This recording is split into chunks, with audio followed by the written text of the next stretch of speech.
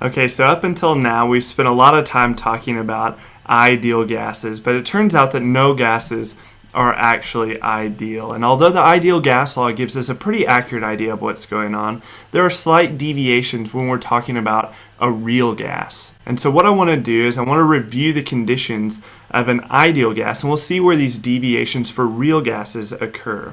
And first we said that an ideal gas is one that has molecules that don't occupy any actual space.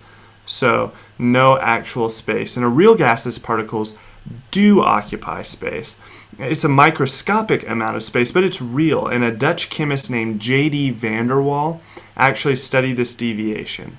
So van der Waal.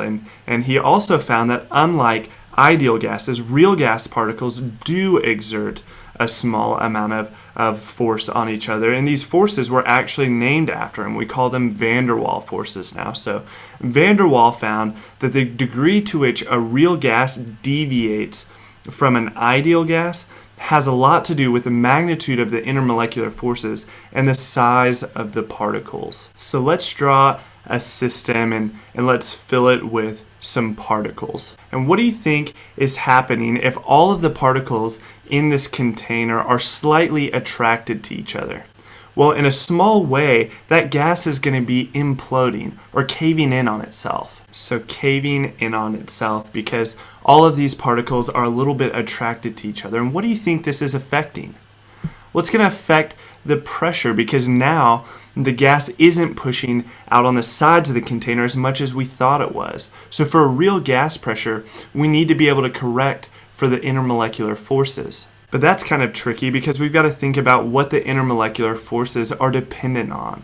And first, I'd say that the extent of these forces is dependent on the concentration of the particles because more particles means more attraction. So the concentration of anything is just the amount of that thing per the space that it occupies.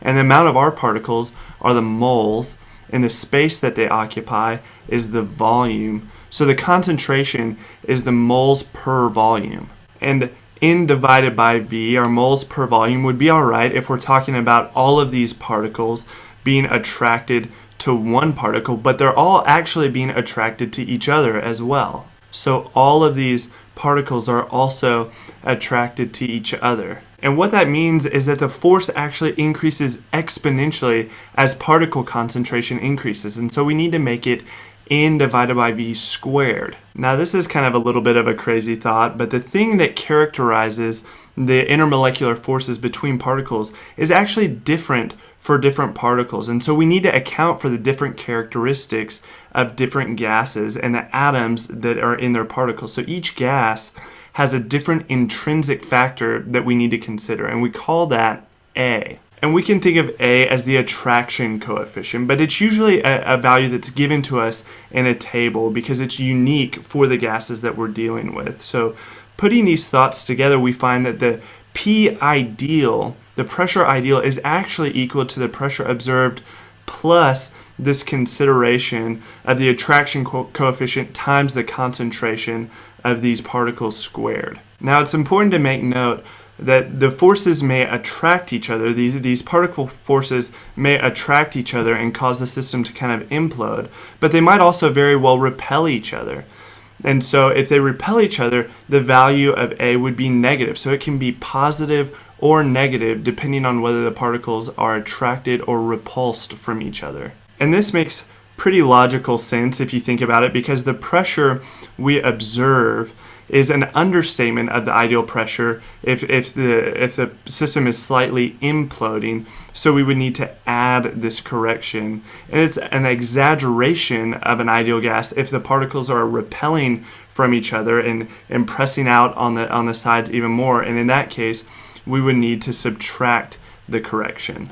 So van der Waal taught us to correct for the intermolecular forces when we're dealing with a real gas.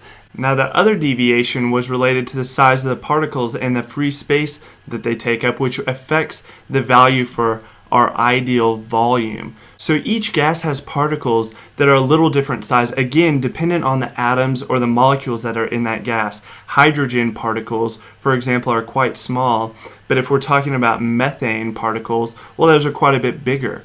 And so each gas has an empirical volume factor to consider for, and we call this factor B. And I usually think of B as my bigness coefficient, B for bigness. So we consider the size of the molecules, and we also have to factor in how many particles, molecules, or atoms there are, and that's just our moles, or N.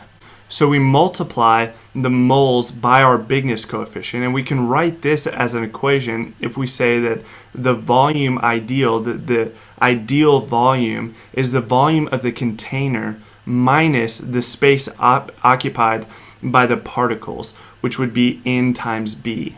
And as another quick note, unlike A, B will always be positive because the molecules will always take up some amount of space. So starting with the ideal gas law, which is PV is equal to nRT, let's insert our corrected pressure for a real gas and our corrected volume for a real gas into the equation. So starting with our corrected pressure, we know that the ideal pressure is equal to the pressure observed plus our attraction coefficient times our concentration, our molar concentration squared. So P observed plus A times N over V squared. And then we can insert our volume. So the ideal volume is actually equal to the volume of the container minus the number of particles times the bigness coefficient, or B. So VC minus NB, and the corrected product of the real pressure and the real volume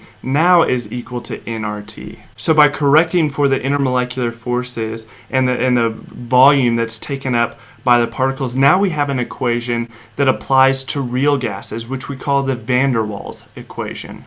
And it looks pretty terrifying. There are tons of values in here, but it's really no big deal because the only difference between this and the ideal gas equation is just the corrected pressure and the corrected volume.